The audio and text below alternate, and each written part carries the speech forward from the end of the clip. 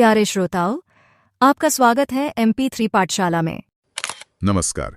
आज हम एक ऐसी शख्सियत के जीवन और उनके विचारों की गहराइयों में उतर रहे हैं जिन्हें कौन नहीं जानता, महात्मा गांधी जी। हमारे पास जो स्रोत सामग्री है, महात्मा गांधी सत्य और अहिंसा की गाथा, उसके जरिए हम समझने की कोशिश करेंगे कि कैसे मोहनदास करमचंद गांधी महात्मा बने और उनकी बातें आज भी इतनी प्रासंगिक क्यों हैं। तो आज का मकसद है गांधी जी के जीवन की खास घटनाएं, उनका दर्शन और उनका जो स्थायी प्रभाव है उसे समझना। बिल्कुल। तो चलिए शुरू करते हैं। निश्चित रूप से गांधी जी का जीवन, उनके विचार ये बहुत गहरे हैं, एक विशाल सागर जैसे। हाँ। और ये पड़ताल हमें उनके जो बुनियादी सिद्धांत थे, जो बड़े फैसले थे, उनको समझने में मदद करेगी, जिन्होंने न सिर्फ उन्हें गढ़ा बल्कि भारत और दुनिया पर एक गहरी छाप छोड़ी।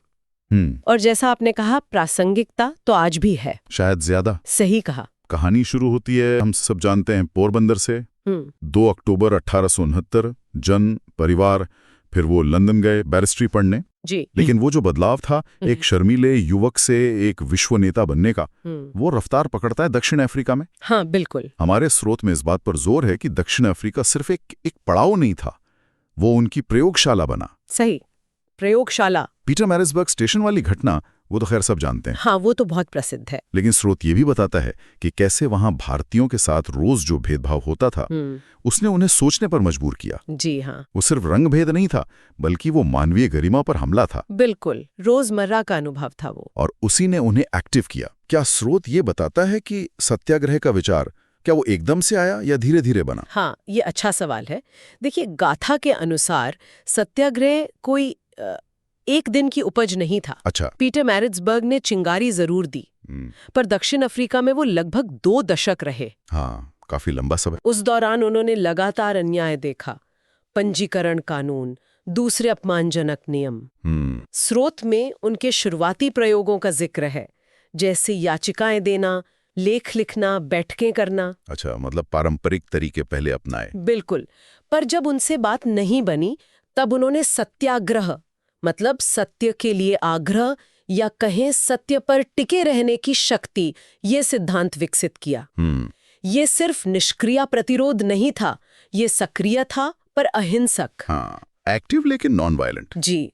स्रोत बताता है कि गांधी जी ने इसे एक तरह से आध्यात्मिक बल से जोड़ा। आध्यात्मिक बल कैसे? उनका मानना था कि सत्य अपने आप में एक शक्ति है, और अगर आप सत्य पर हैं और अहिंसा का पालन कर रहे हैं तो आप नैतिक रूप से अपराजेय हैं। अच्छा, नैतिक रूप से अपराजेय। हाँ, और यही उनके कामों ने, उनके नैतिक बल ने लोगों के बीच उन्हें महात्मा की पहचान दी, जो भारत लौटने पर और पक्की हुई। तो ये व्यक्तिगत अपमान को एक नैतिक हथियार में बदलने की प्रक्रिया थी। बिल्कुल, एक अद्भुत प्रक्रिया। और फिर 1915 में वो भारत लौटे। यहाँ का माहौल अलग था। स्वतंत्रता की इच्छा तो थी, पर आंदोलन शायद उतना संगठित नहीं था, बिखरा हुआ था। हाँ। गोपाल कृष्ण गोखले की सलाह पर उन्होंने पूरे भारत का भ्रमण किया। स्रोत इसे बहुत महत्वपूर्ण मानता है। जी, ये बहुत जरूरी कदम था। वो सिर्फ घूमना नहीं था, बल्कि देश की नब्ज को, आत्मा को समझना था। हाँ, लोगों से जुड़ना, उनकी समस्याओं को समझना। और इसके बाद ही वो राष्ट्रीय आंदोलन के केंद्र में आए। असहयोग आंदोलन, सविनय अवज्ञा आंदोलन, भारत छोड़ो आंदोलन। ये सिर्फ नाम नहीं है, ये इतिहास बदलने वाले पल थे। गांधी जी के नेतृत्व में करोड़ों लोग एक साथ उठ खड़े हुए। सही बात है। नमक सत्याग्रह का जिक्र करते हुए गाथा में दांडी यात्रा का बड़ा सजीव वर्णन है। कैसे रास्ते में आम लोग जुड़ते गए, वो उत्साह, वो अनुशासन। हाँ, वो दृश्य आज भी आंखों के सामने आ जाता है। और कैसे मुट्ठी भर नमक ने इतने बड़े साम्राज्य की नींव हिला दी। सही कहा आपने। और देखिए, इन आंदोलनों की सफलता सिर्फ भावनात्मक अपील पर नहीं थी। नहीं, इसके पीछे गांधी जी की गहरी रणनीतिक समझ थी। स्रोत में इसका जिक्र कई बार आता है। अच्छा, क्या रणनीति थी? वो जानते थे कि हिंसक टकराव में ब्रिटिश सरकार से जीतना बहुत मुश्किल है। हाँ, वो तो था। तो उन्होंने नैतिक बल को अपना हथियार बनाया। सत्याग्रह के जरिए क्या किया? दमनकारी कानूनों को मानने से इनकार किया और परिणाम भुगतने को तैयार रहे। बिल्कुल। स्रोत इस बात पर जोर देता है कि गांधी जी के लिए साधन और और साध्य दोनों पवित्र होने चाहिए थे। मीन्स एंड एंड्स दोनों। हाँ, उनका मानना था कि गलत तरीकों से मिली आजादी सच्ची आजादी नहीं है। नमक सत्याग्रह का ही उदाहरण ले, नमक जैसी आम चीज पर टैक्स, ये सरकार की अनैतिकता थी जी। और गांधी जी ने शांति से कानून तोड़ा और सरकार के नैतिक अधिकार पर ही सवाल उठा दिया। अरे वाह, ये तो कमाल की सोच थी। बिल्कुल, उन्होंने दिखाया कि अहिंसा कमजोरी नहीं है, ये साहस है, आत्मनियंत्रण है, और इसी ने आम भारतीयों को भी निडर बनाया। ये वाकई सोचने वाली बात है, नैतिक सिद्धांतों को इतने बड़े पैमाने पर राजनीतिक एक्शन में बदलना। जी। और ये सिर्फ उनके राजनीतिक कामों तक ही नहीं था, गांधी जी का अपना जीवन, उनकी व्यक्तिगत पसंद, वो भी संदेश बन गई। हाँ बिल्कुल। वो उनकी साधारण सी धोती, उनका रोज चरखा चलाना, स्वदेशी पर जोर, सही। ये चीजें आज शायद हमें सामान्य लगे, पर उस वक्त इनके गहरे मायने थे। स्रोत इन्हें कैसे जोड़ता है उनके बड़े दर्शन से। हाँ, ये बहुत महत्वपूर्ण है। ये सिर्फ आदतें नहीं थीं, गाथा में इसका विश्लेषण है कि कैसे गांधी जी ने इन प्रतीकों का इस्तेमाल किया। उनकी वेशभूषा क्या थी, भारत के करोड़ों गरीब किसानों के साथ एकरूपता। अच्छा। चरखा वो सिर्फ सूत काटने की मशीन नहीं था, नहीं, उसके कई मतलब थे। एक तो ब्रिटेन की मिलों पर भारत की आर्थिक निर्भरता को सीधी चुनौती। हाँ, मैनचेस्टर के कपड़े। जी। दूसरा, शारीरिक श्रम की गरिमा का प्रतीक। तीसरा, ग्रामीण अर्थव्यवस्था को फिर से जीवित करने का जरिया। और सबसे बढ़कर अनुशासन और आत्मनिर्भरता का पाठ। स्रोत में एक किस्सा है कि कैसे वो आश्रम वासियों को खुद कपड़ा बुनने को कहते थे, ताकि स्वावलंबन का मतलब समझें। बिल्कुल। इसी तरह स्वदेशी, वो सिर्फ विदेशी चीजों का बहिष्कार नहीं था। तो क्या था? वो अपने देश के उद्योगों, कारीगरों, संसाधनों में विश्वास जगाने का आह्वान था। सही। उनका जीवन ही उनका संदेश था, सादगी, आत्मनिर्भरता और अन्याय का अहिंसक प्रतिरोध। उनका जीवन ही उनका संदेश था, ये बात बिल्कुल सही लगती है। लेकिन जैसा होता है महान लोगों के साथ, उनके रास्ते में सिर्फ फूल नहीं थे। नहीं, बिल्कुल नहीं। स्रोत भी कहता है कि गांधी जी को आलोचनाएं भी झेलनी पड़ी। जी। गहरे मतभेद भी हुए। जी हाँ। चाहे वो आंदोलनों को रोकने के उनके फैसले हों या कुछ सामाजिक राजनीतिक मुद्दों पर उनके विचार। स्रोत बहुत विस्तार में नहीं जाता आलोचनाओं के, और लेकिन ये साफ करता है कि उनसे असहमत होने वाले भी प्रभावशाली लोग थे और उन्हें कई बार मुश्किल फैसले लेने पड़े, जिनसे विवाद भी हुए। हाँ, और ये स्वाभाविक है। देखिए, जब कोई व्यक्ति इतने बड़े पैमाने पर बदलाव लाने की कोशिश करता है, यथास्थिति को चुनौती देता है, हाँ, तो मतभेद तो होंगे ही, आलोचनाएं भी होंगी। स्रोत इशारा करता है कि कुछ राष्ट्रवादी नेता उनकी अहिंसा की रणनीति पर सवाल उठाते थे, उसकी व्यावहारिकता पर। अच्छा, कि काम करेगा भी या नहीं। जी, खासकर जब दमन बहुत क्रूर हो। चौनी चौरा कांड के बाद जब उन्होंने असहयोग आंदोलन वापस लिया, हाँ, उसकी बहुत आलोचना हुई थी। बहुत ही आलोचना हुई थी। कुछ लोग उनके सामाजिक सुधारों जैसे अस्पृश्यता निवारण, उसकी गति या तरीके से सहमत नहीं थे। तो इन आलोचनाओं और मतभेदों को समझना जरूरी है। इससे गांधी जी की एक ज्यादा यथार्थवादी, मानवीय तस्वीर मिलती है। सही कहा। ये हमें याद दिलाता है कि इतिहास के महानायक भी जटिल इंसान होते हैं, उनके फैसलों के कई पहलू होते हैं।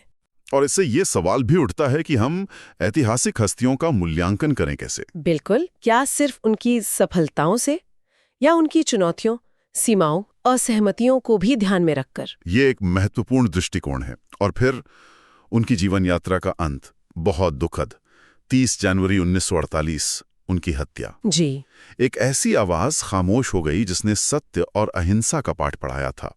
लगा जैसे एक युग खत्म हो गया। हाँ, वो एक बहुत बड़ा आघात था। लेकिन क्या उनकी मृत्यु के साथ उनके विचार भी खत्म हो गए? दुनिया भर में उनकी विरासत का क्या हुआ? उनकी शहादत में दुनिया को हिलाया जरूर, लेकिन इसने उनके विचारों को शायद और भी ज्यादा प्रासंगिक बना दिया। अच्छा, कैसे? उनकी मृत्यु ने लोगों को उनके संदेश, सत्य, अहिंसा, सर्वधर्म संभाव, इनके महत्व का और भी गहराई से एहसास कराया।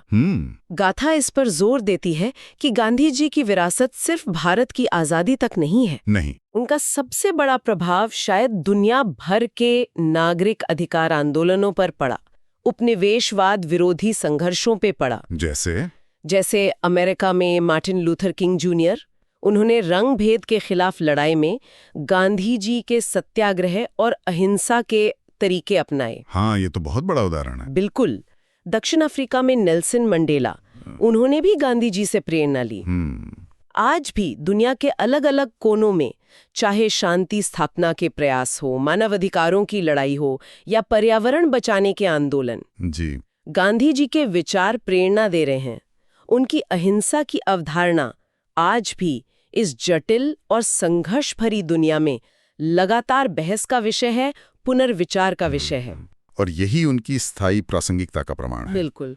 तो आज की इस चर्चा में हमने महात्मा गांधी सत्य और अहिंसा की गाथा के आईने में गांधी जी के जीवन के कई पड़ाव देखे। जी। एक साधारण मोहनदास से महात्मा बनने का सफर, दक्षिण अफ्रीका में सत्याग्रह का जन्म, भारतीय स्वतंत्रता संग्राम का नेतृत्व, हाँ, सादगी और स्वदेशी का दर्शन, हाँ, उनके सामने आई चुनौतियां, आलोचनाएं और अंत में उनकी शहादत के बाद भी जीवित रहने वाली उनकी वैश्विक विरासत। सही। इन सब बातों का निचोड़ क्या निकलता है? शायद यही कि व्यक्ति चाहे कितना भी साधारण क्यों न हो, अगर उसके पास सत्य का बल है, सिद्धांतों पर टिके रहने का साहस है, तो वो इतिहास बदल सकता है। बिल्कुल सही कहा आपने। इस पूरी बातचीत से जो सबसे अहम बात निकलती है वो है नैतिक दृढ़ता की शक्ति। नैतिक दृढ़ता। हाँ, गांधी जी ने साबित किया कि शारीरिक बल या सत्ता के सामने नैतिक बल कहीं ज्यादा टिकाऊ है, ज्यादा प्रभावशाली है। उनका जीवन हमें सिखाता है कि बड़े बदलावों के लिए हिंसा ही जरूरी नहीं है और अहिंसा कायरता नहीं है, बल्कि साहस की मांग करती है। बिल्कुल, असीम साहस की।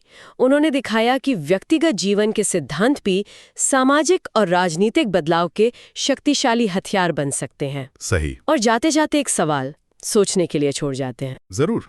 आज जब दुनिया आतंकवाद, युद्ध, बढ़ती असमानता, जलवायु संकट, इन सब से जूझ रही है, हाँ, चुनौतियां बहुत हैं, तब गांधी जी के सत्याग्रह, सर्वोदय, अहिंसा के सिद्धांतों को हम आज के संदर्भ में कैसे समझ सकते हैं, कैसे लागू कर सकते हैं? ये बड़ा सवाल है। क्या उनके तरीकों में आज भी हमारी समस्याओं के हल छिपे हो सकते हैं? इस पर विचार करना शायद हम सबके लिए जरूरी है।